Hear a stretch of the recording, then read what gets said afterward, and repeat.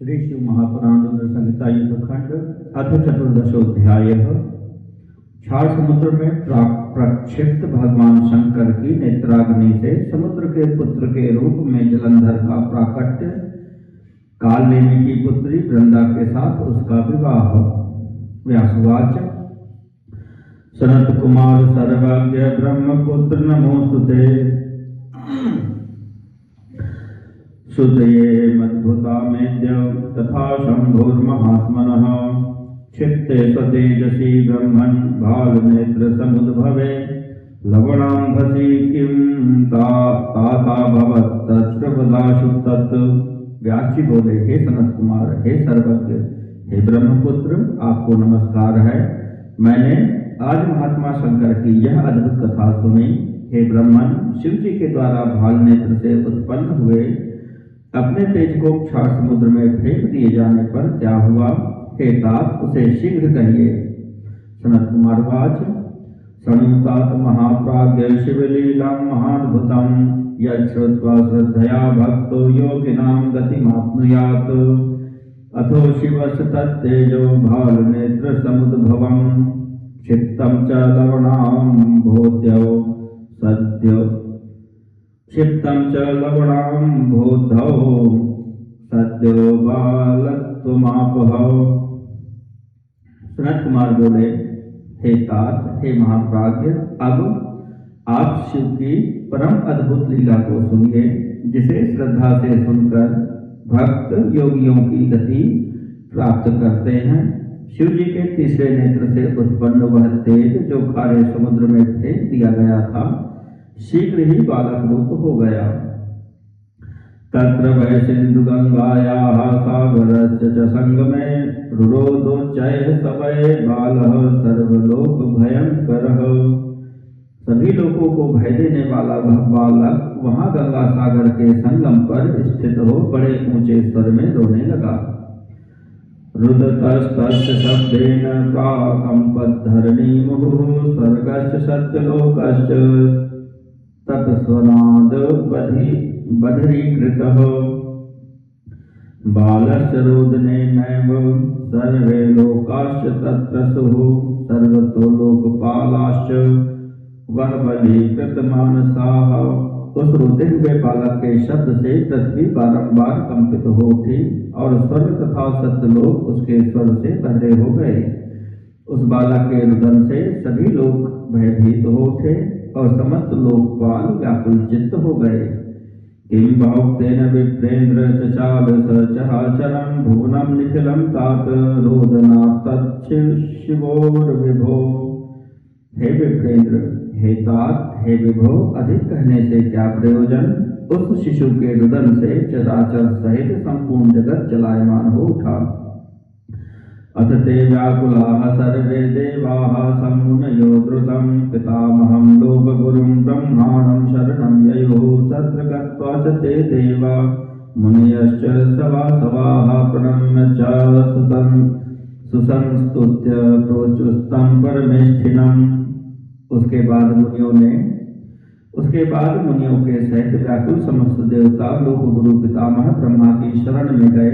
वहां जाकर इंद्र सहित सभी देवताओं तथा मुनियों ने ब्रह्मा को प्रणाम कर तथा उनकी स्तुति कर उनसे कहा: देवाऊचुः लोकाधीश सुराधीश भयं न समुपस्थितं तन्नाशय महायोगिन जातोयं व्याधभूतो रवः।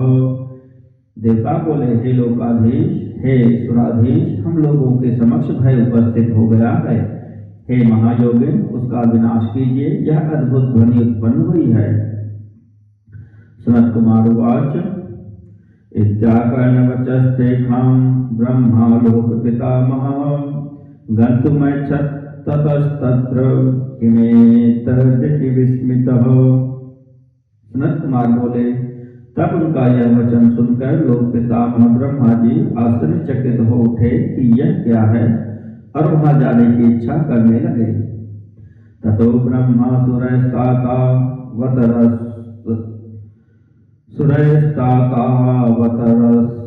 वतरत् सत्यलोकतः रसां तज्ज्ञातुमिच्छन्स समुद्रं गमत्तदा। यावत् तत्रागतो ब्रह्मा सर्वलोक पितामह तावत् समुद्रस्योत्संगे तं बालं स ददर्शः। आगतं विधिमालोक्य देवरूप्यथ सागरः प्रणम्य शिरसा बालं तस्योत्संगे न्यवेशयत्।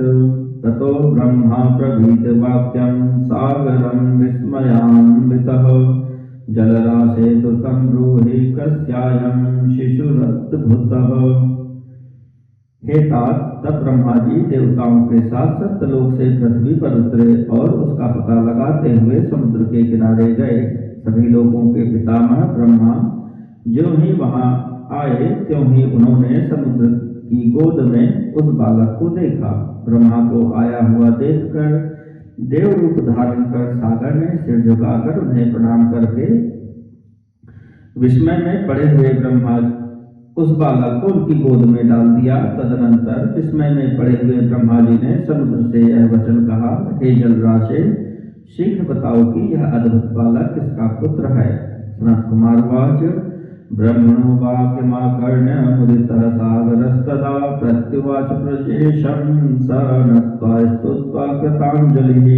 सनत कुमार बोले, तब ब्रह्मा जी का वचन सुनकर समुद्र बड़ा प्रसन्न हुआ और वह हाथ जोड़कर नमस्कार कर स्तुति करने के उपरांत ब्रह्मा जी से कहने लगा। समुद्रवाच, भो भो ब्रह्मन्मया प्राप्तो बालकोऽयं जानता प्रभवं सिन्धुगंगायामकस्मात् सर्वलोकप। समुद्र बोला, हे ब्रह्मन, हे सर्वलोक स्वामी, मुझे गंगा सागर के संगम पर यह बालक अकस्मात प्राप्त हुआ है और मैं नहीं जानता कि यह किसका बालक है। जात कर्मादि संस्कारान् कुरुष्वास्य जगद्गुरो जात कोक्त फलं सर्वं विधातर्वक्तुमर्हसि। हे जगद्गुरो, आप इसका जात कर्मादि संस्कार कीजिए और हे विधाता, इसके जातक संबंधी समस्त फलों को बताइए। सनत कुमार वाच, एवं वदति पाथोदौ स बालः सागरात्मजः ब्रह्मान् गृहीत कंठे विधूनवन्तं मुहुर्मुहुः विधूननं च तस्यैवं सर्वलोककृतो विधेयः पीडितस्य च कालेय नेत्राभ्यामगमज्जलम्। सनत कुमार बोले, जब समुद्र ब्रह्मा जी से इस बात को कह रहा था तभी उस बालक ने ब्रह्मा का कंठ पकड़ लिया। यद्यपि वे अपना गला बारंबार उससे छुड़ा रहे थे।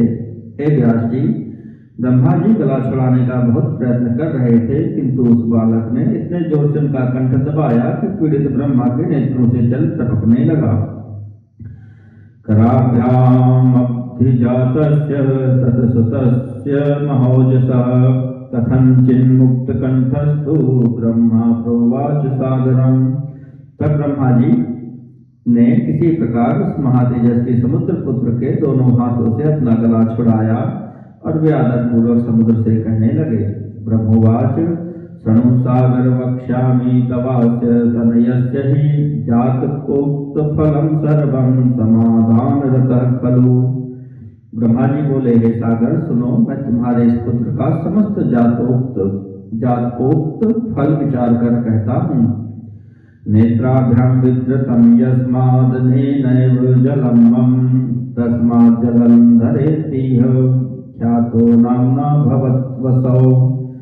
इसने मेरे नेत्रों से निकले हुए जल को धारण किया है, इसलिए यह जलंधर इस नाम से प्रसिद्ध होगा। अधुनैवैष तरुणः सर्वशास्त्रार्थ पारगः महापराक्रमो देहो योद्धा च रणदुर्मदः भविष्यति च गंभीरः त्वं यथा समरे गुहः सर्वजेता च संग्रामे सर्वसंपद विराजितः। यह इसी समय तरुण सर्वशास्त्रार्थ वेत्ता महापराक्रमी धैर्यवान तथा रणदुर्मद योद्धा है। तुम्हारे तथा कार्तिकेय के समान यह युद्ध में गंभीर होगा। यह संग्राम में सबको जीत लेगा तथा समस्त ऐश्वर्य से परिपूर्ण होगा। दैत्यानामधिपो बालः सर्वेषां च भविष्यति विष्णोरपि भवेज्जेता न कुतश्चित् पराभवः अवध्य सर्वभूतानां विना रुद्रं भविष्यति यत् एकसमुद्भूतस्तत्रेदानीं गमिष्यति पतिव्रतास्य भविता पत्नी सौभाग्यवर्धिनी सर्वांगसुंदरी रम्या प्रियवाक्षीलसागरा। यह बालक समस्त दैत्यों का अधिपति होगा तथा विष्णु को भी जीतने वाला होगा। इसका पराभव कभी नहीं होगा। रुद्र को छोड़कर यह सभी प्राणियों से अवध्य होगा। जहाँ इसकी उत्पत्ति हुई है अंत में यह वहीं जाएगा। इसकी पत्नी महापतिव्रता सौभाग्य को बढ़ाने वाली सर्वांग सुंदरी मनोहर प्रिय वचन बोलने वाली तथा शील का सागर होगी। सनत कुमार वाच इत्युक्ता शुक्रमाभूय राजेतं चाभ्यर्चयत् आमन्त्र्य सरितां नाथं ब्रह्मान्तर्धान्मन्वगात् अथ तद्दर्शनोत्फुल्लनयन सागरस्तदा तमात्मजं समादाय स्वगेहं गमन्मुदा अपोष्यन् महोपायैः स्वबालं मुदितात्मकः सर्वांगसुन्दरं रम्यं महाभूतसुतेजसम्। सनत कुमार बोले, ऐसा कहकर दैत्य गुरु शुक्र को बुलाकर ब्रह्मा जी ने उस बालक को राज्य पर अभिषिक्त करवाया और समुद्र से आज्ञा लेकर वे अंतर्ध्यान हो गए। तदनंतर उसके दर्शन से प्रफुल्लित नेत्र वाला समुद्र उस पुत्र को लेकर प्रसन्नता से अपने घर चला गया और प्रसन्नचित्त होकर अनेक उपायों द्वारा सर्वांग सुंदर मनोहर अत्यंत अद्भुत एवं परम तेजस्वी अपने पुत्र का पालन पोषण करने लगा।